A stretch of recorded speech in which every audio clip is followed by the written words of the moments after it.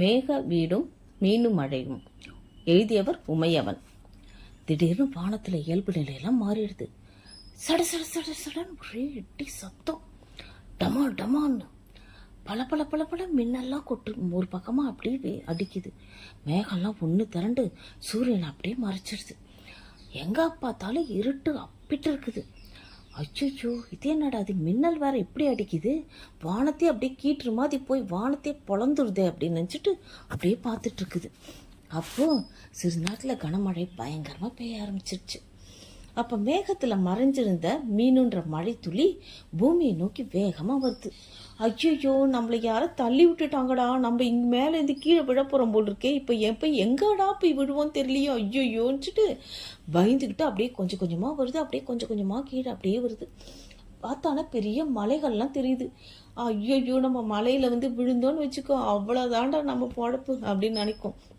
ஆனால் அது என்ன பண்ணுது, ஒரு தாமரை குளத்துல இலையில விழுந்தது. தாமரை இலை மேலே விழுந்துருது. விழுந்த உடனே ஐயோ, இது என்னடா அது இவ்வளோ பெருசாக இருக்கே, யானையோட காது மாதிரி இருக்கு, முறம் மாதிரி இருக்குது அப்படின்னு நினச்சிட்டு அப்படியே பார்க்குது.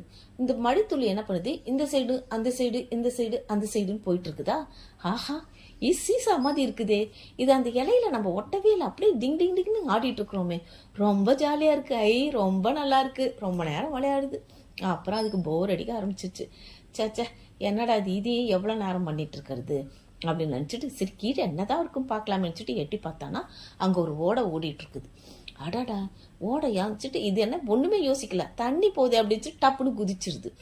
ஐயோ, இது என்னடா அது இப்படி அடிச்சுட்டு போகுது நம்மள, இது எங்கே போகும்னு தெரியலையே அப்படின்னு நினச்சிட்டு சரி யாராவது இருக்காங்களா பார்க்கலாம் அப்படின்னு சொல்லிட்டு அப்படியே போயிட்டே இருக்கும்போது ஒரு ஒன்றை பார்க்கும். ஒன்று பார்த்துட்டு மேகா மேகா மேகான்னு கூப்பிடும். உடனே அது திரும்பி பார்த்துட்டு என் பேர் மேகா இல்லை தவளை அப்படின்னு சொல்லும். ஓ தவளையா, தவளைக்கா, இது எங்கே போகுது இந்த தண்ணி அப்படின்னு கேட்கும்.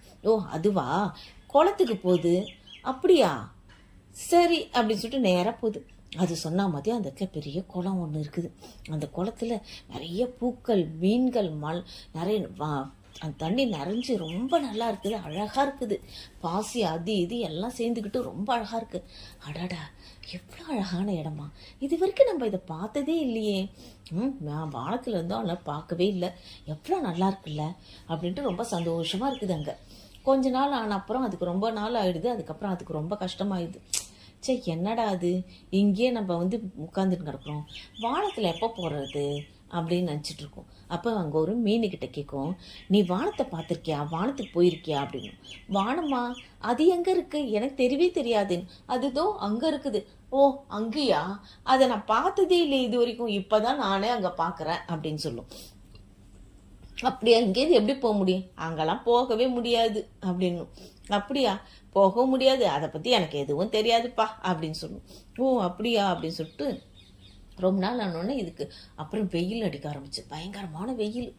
அந்த வெயிலில் நீர் ஃபுல்லாக ஆவியாக போகும்போது இந்த மீனுன்ற மழை துளியும் ஆவியாக போயிடுது. வானத்தில் போயிட்டு அந்த கருமேகத்தில் இடையில போய் நின்றுடுது.